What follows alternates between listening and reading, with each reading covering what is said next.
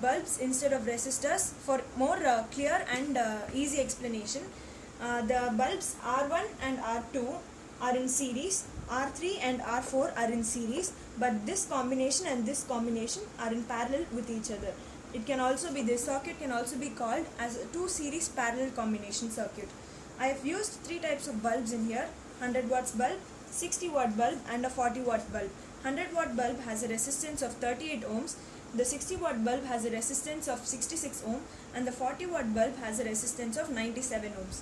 The concept behind the Wheatstone's bridge is that when the ratio of R2 and R1 is equal to the ratio of R4 and R3, then there is no potential difference existing between these 2 points.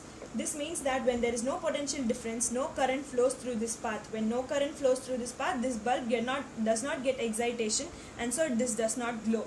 But when the ratio is unbalanced, then there is some minimal amount of current flowing through this path which excites the bulb and it starts to glow. Now let me switch it on. R1 has a bulb of 60 watt, R2 has a 100 watt bulb, R3 has a 60 watt bulb and R4 has a 100 watt bulb.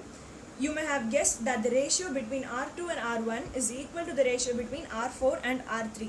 Thus, at this balanced condition, there exists no potential difference between these 2 points. And so there is no current flowing through this path and the bulb does not glow. But when I exchange the positions of R4 and R3,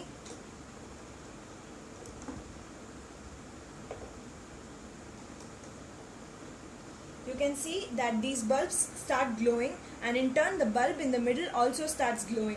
The bulb in the middle acts as a galvanometer, acts in a Wheatstone's bridge.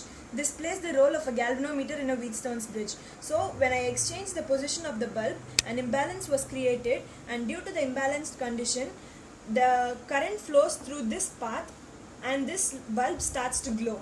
But when I change the bulbs back to the original position,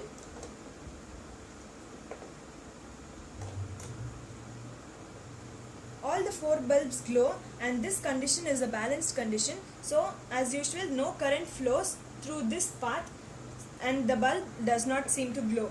When I remove one bulb, the bulb still glows because the condition is unbalanced. These 2 bulbs are lit and this is the only bulb in this side. So the condition is unbalanced and still the bulb starts to glow. This is a basic explanation of Wheatstone's bridge. I hope you all understand. Please like, share and comment on my videos.